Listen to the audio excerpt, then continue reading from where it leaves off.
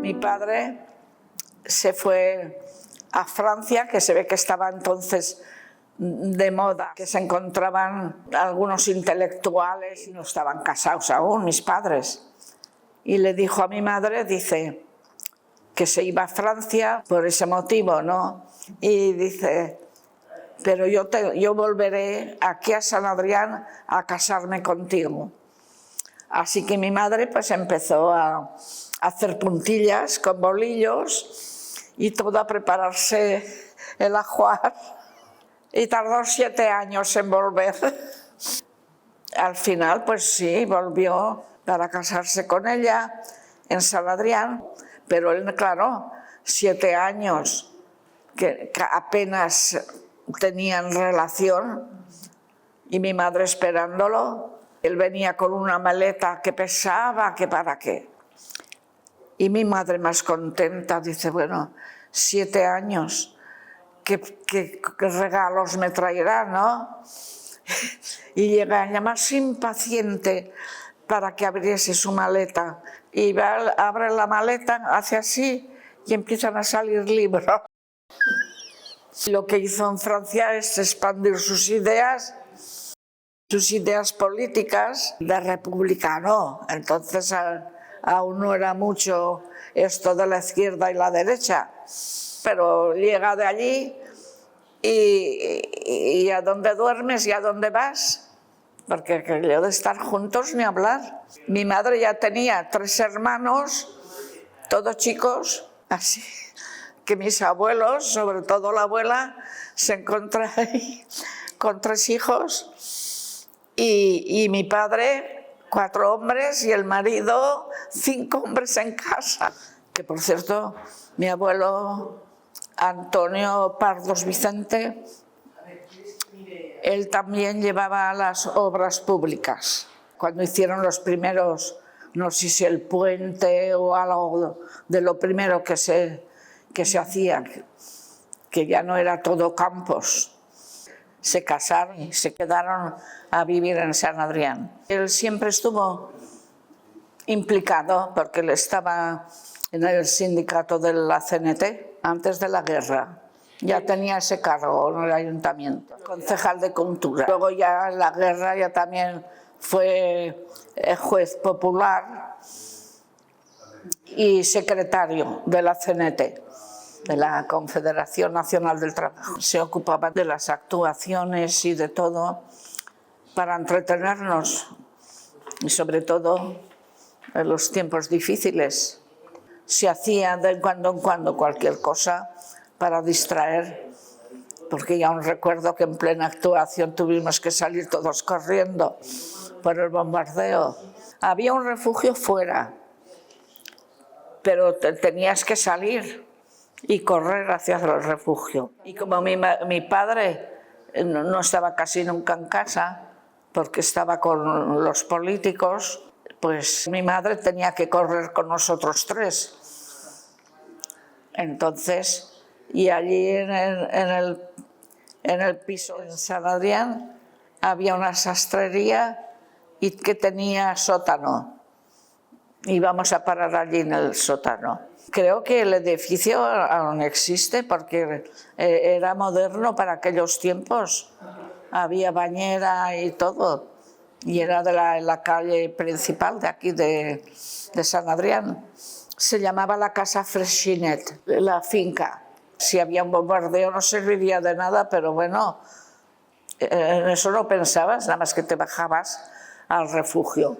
Había una sastrería de hombres y estaban todos esos rollos de ropa y los vecinos de la casa. Se estaba pues hasta que ya no se oían los bombardeos. Entonces salíamos del refugio. Catalans, ja podeu sortir del refugi. El perill de bombardeig ja ha acabat. Entonces salíamos.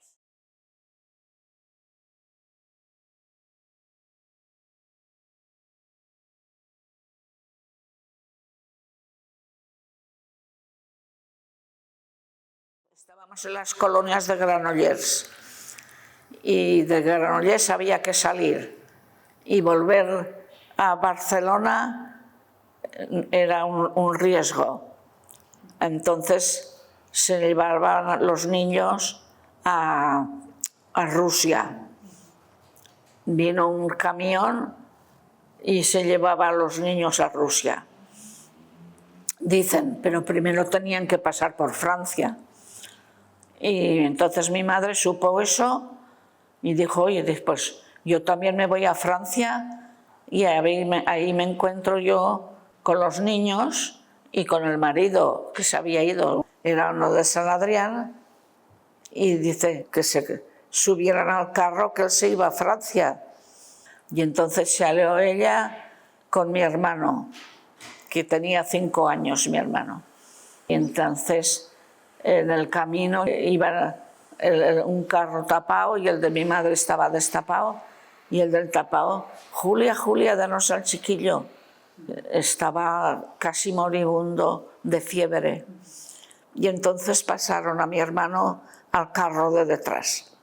Y el carro de detrás, nada más que viéndolo, las carreteras de muertos y oyendo los bombardeos del Mussolini.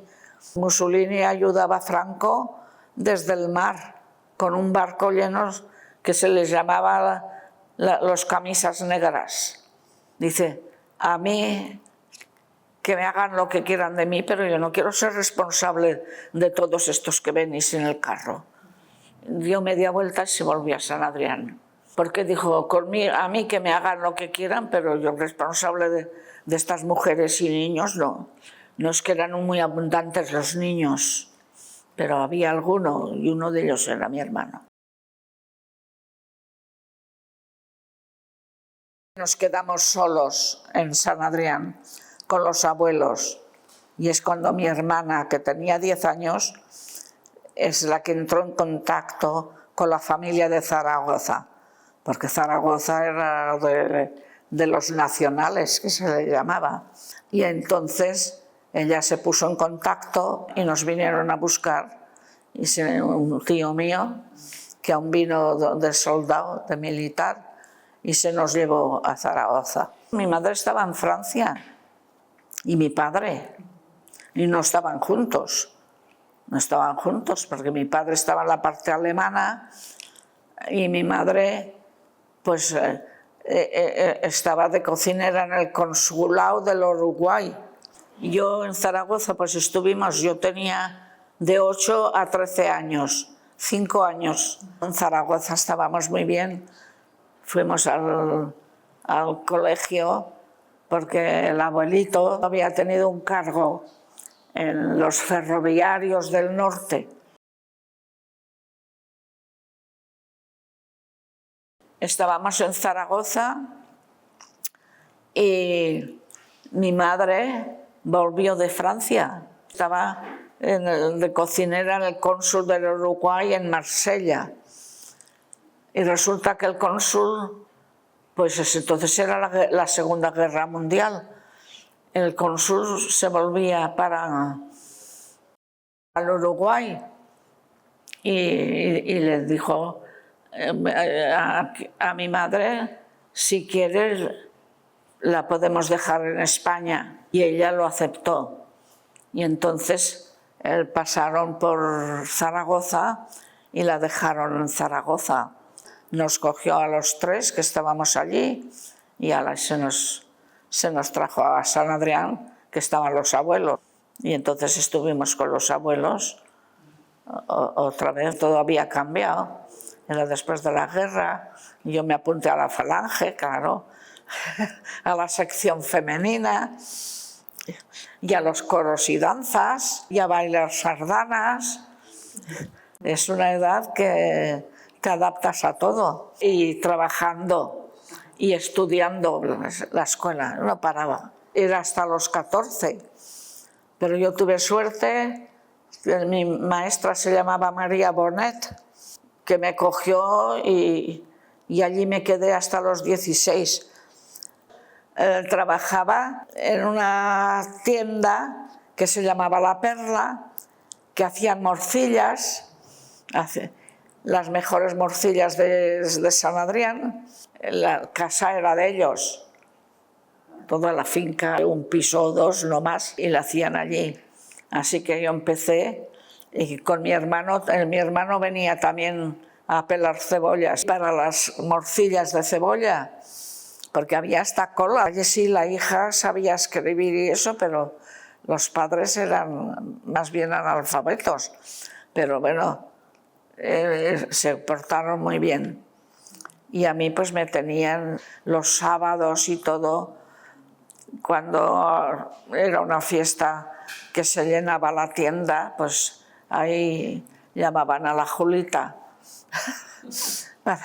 para ayudar. Además me daban alguna cosa que sobraba por allí. Cómete esto. Yo todo me lo comía. En casa no entraba el dinero, no había nada. Eran las cartillas de racionamiento.